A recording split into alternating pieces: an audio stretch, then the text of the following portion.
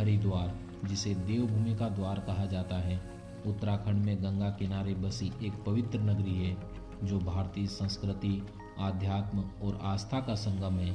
हिमालय की गोद में बसा यह शहर वह स्थान है जहां से गंगा नदी मैदानी क्षेत्र में प्रवेश करती है। यहाँ हर की पौड़ी पर हर शाम होने वाली भव्य गंगा आरती श्रद्धालुओं के मन को आध्यात्मिक ऊर्जा से भर देती है। कुंभ मेले की मेजबानी करने वाला यह स्थान न केवल धार्मिक महत्व रखता है, बल्कि अपनी प्राकृतिक सुंदरता, योग, आयुर्वेद व आध्यात्म के केंद्रों के लिए भी प्रसिद्ध है।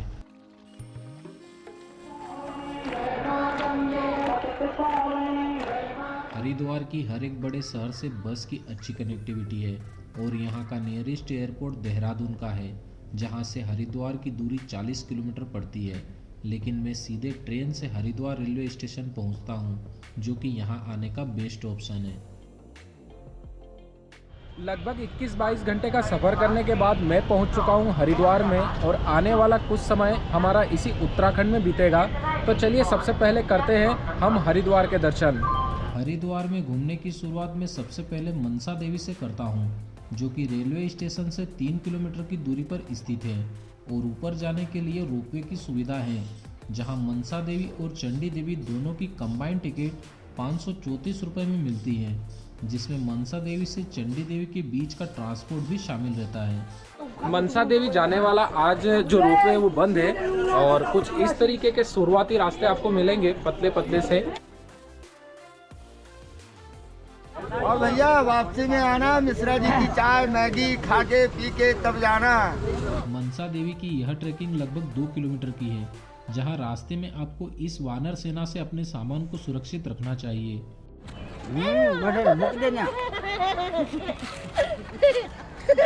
क्या कर रहा है? बंदर है। हाँ। बंदर से बच के रहना, नहीं तो ये चपट्टा मार के सब खाने पीने की चीजें छीन लेता है। आपका नाम क्या भाई? मनसा देवी जाते वक्त आपको बीच में यह व्यू पॉइंट दिखेगा। यहाँ से पूरे हरिद्वार का बहुत ही खूबसूरत नज़ारा दिखाई देता है और कुछ लोग यहाँ पर रुककर अपना फोटो शूट भी करवाते हैं।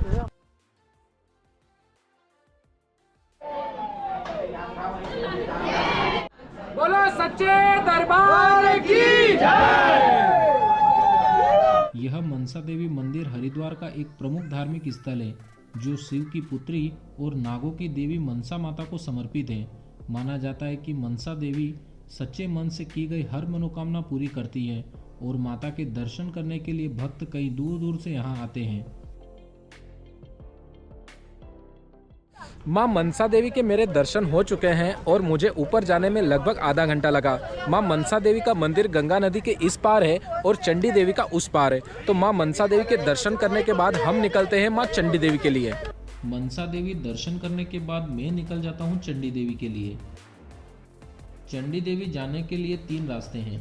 एक कम चढ़ाई वाला जो 3 किलोमीटर लंबा है, दूसरा रोपवे के माध्यम से और तीसरा यह खड़ी चढ़ाई वाला 1.5 किलोमीटर का, जो कि बहुत ही थकाने वाला है। और इस रास्ते से ही मैं लगभग 40 मिनट में पहुंच जाता हूं चंडी देवी मंदिर। इस नील पर्वत पर मंदिर में विराजमान चंडी देवी एक प्रसिद्ध सिद्धपीठ है, जिसे 8वीं शताब्दी में आदि शंकराचार्य द्वारा स्थापित किया गया था। पौराणिक कथा के अनुसार देवी चंडी ने शंभ निशुंभ जैसे राक्षसों का वध करने के लिए यहाँ तपस्या की थी, जिससे यह स्थान आस्था और शक्ति का प्रतीक बन गया। और यहाँ ऊपर ही इस मंदिर से लगभग 400 मीटर की दूरी पर हनुमान जी की माता अंजनी देवी का मंदिर है। यह मंदिर पौराणिक कथाओं में विशेष महत्व रखता है, क्योंकि इसे हनुमान जी की माता अंजनी देवी की तपस्या का प्रतीक माना जाता है और यहाँ हनुमान जी व अंजनी माता दोनों का मंदिर बना हुआ है। अंजनी माता मंदिर और चंडी माता मंदिर दोनों ही मंदिर में मेरे दर्शन हो चुके हैं। यहाँ तक आने वाला जो रास्ता है वो बड़ा थकान भरा होता है, इसलिए यहाँ पर यदि आप आते हैं तो मैं तो यही बोलूँगा आपको कि आप रोपवे से आएँ। उसका जो चार्ज लगता है 240 रुपये पर पर्सन लगता है। और चंडी देवी से मैं निकल जाता हूँ सुरेश्वरी माता मंदिर के लिए, जो हरिद्वार से 10 किलोमीटर की दूरी पर राजाजी टाइगर रिजर्व के अंदर बना हुआ है। और यहाँ जाने के लिए बाइक का 15 व कार का 30 रुपये एंट्री टिकट लगता है। और यहाँ से मंदिर तक पहुँचने के लिए 3 किलोमीटर का जंगल वाला रास्ता तय करना पड़ता है और इस रास्ते में बीच में रुकना मना है और यहाँ शाम को 4 बजे के बाद एंट्री बंद हो जाती है। राजाजी नेशनल पार्क के रानीपुर रेंज में स्थित यह सुरेश्वरी माता मंदिर प्रमुख सिद्ध पीठों में से एक है, जो कि इस टाइगर रिजर्व के बीच शांत वातावरण में स्थित है।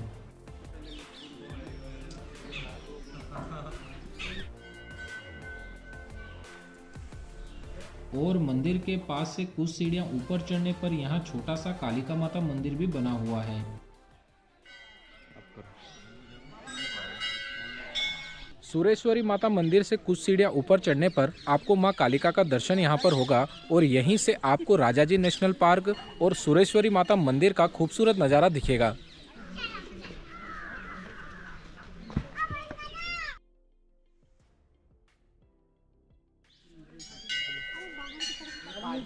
इस मंदिर तक पहुंचने के लिए आपको पर्सनल वाहन करके ही आना पड़ेगा, क्योंकि यहाँ तक कोई शेयरिंग गाड़ी नहीं चलती है।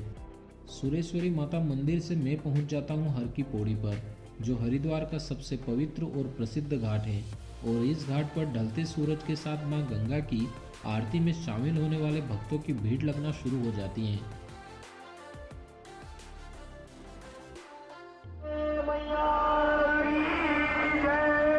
तो अभी मैं इस गंगा आरती के स्थान पर पहुंच चुका हूं और यहां पर आप देख सकते हैं कि किस तरीके से लोग बैठे हुए हैं गंगा आरती के दर्शन करने के लिए।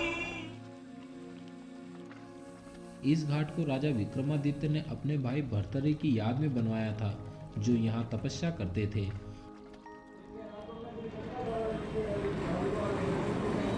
और राजा सगर के वंशज राजा भगीरथ ने अपने पूर्वजों की आत्मा की मुक्ति के लिए ब्रह्मा जी की कठोर तपस्या कर उनको प्रसन्न किया, जिन्होंने मां गंगा को स्वर्ग से पृथ्वी पर लाने की अनुमति दी। और इस मां गंगा के पवित्र जल से राजा भगीरथ के पूर्वजों को मोक्ष प्राप्त हुआ। तब से इसे मोक्षदायिनी मां गंगा कहा जाता है। हर की पौड़ी का अर्थ होता है भगवान के चरण, और माना जाता है कि यहाँ भगवान विष्णु ने अपने चरण इस ब्रह्म कुंड में रखे थे, इसलिए इसे हर की पौड़ी के नाम से जाना जाता है। इसलिए यह घाट पौराणिक और ऐतिहासिक दोनों रूप से महत्वपूर्ण है। और आरती के समय यहाँ का माहौल देखकर मन, आत्मा और शरीर तीनों गदगद हो उठते हैं।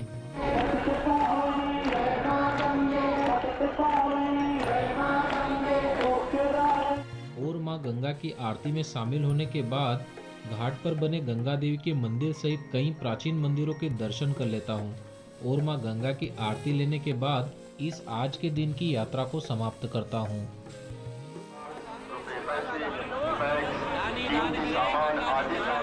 तो अभी मैं निकल रहा हूँ दक्षेश्वर महादेव मंदिर के लिए, जो कि रेलवे स्टेशन से लगभग 4 किलोमीटर की दूरी पर स्थित है। दूसरे दिन मैं सुबह सुबह ही निकल जाता हूँ हरिद्वार के सबसे प्रसिद्ध मंदिर दक्षेश्वर महादेव के लिए, जो हरिद्वार के कनखल क्षेत्र में स्थित है। पौराणिक कथा के अनुसार यह वही स्थान है जहाँ राजा दक्ष प्रजापति ने यज्ञ का आयोजन किया था, जिसमें उनकी पुत्री व भगवान शिव की पहली पत्नी माता सती ने आत्मदाह किया था। इस घटना के परिणाम स्वरूप भगवान शिव ने वीरभद्र को उत्पन्न किया, जिसने राजा दक्ष का सिर काट दिया। बाद में भगवान शिव ने राजा को जीवन दान देकर उनके सिर पर बकरे का सिर लगाकर उनको जीवित किया। और मंदिर के पास ही यह दक्षेश्वर घाट भी बना हुआ है, जहां लोग मां गंगा की पूजा अर्चना करते हैं। दक्षेश्वर महादेव मंदिर से 5 किलोमीटर दूर मुख्य शहर में यह माया देवी टेम्पल है। जब भगवान शिव ने माता सती को लेकर तांडव किया था, तब भगवान विष्णु ने उस शरीर के टुकड़े किए थे। उसमें से माता सती का हृदय और नाभि इस स्थान पर गिरे थे, इसलिए इसे 51 शक्तिपीठों में से एक माना जाता है। और यहाँ से मैं पहुँच जाता हूँ हरिद्वार से देहरादून जाने वाले हाईवे के पास व गंगा नदी के किनारे स्थित स्वामी विवेकानंद पार्क में।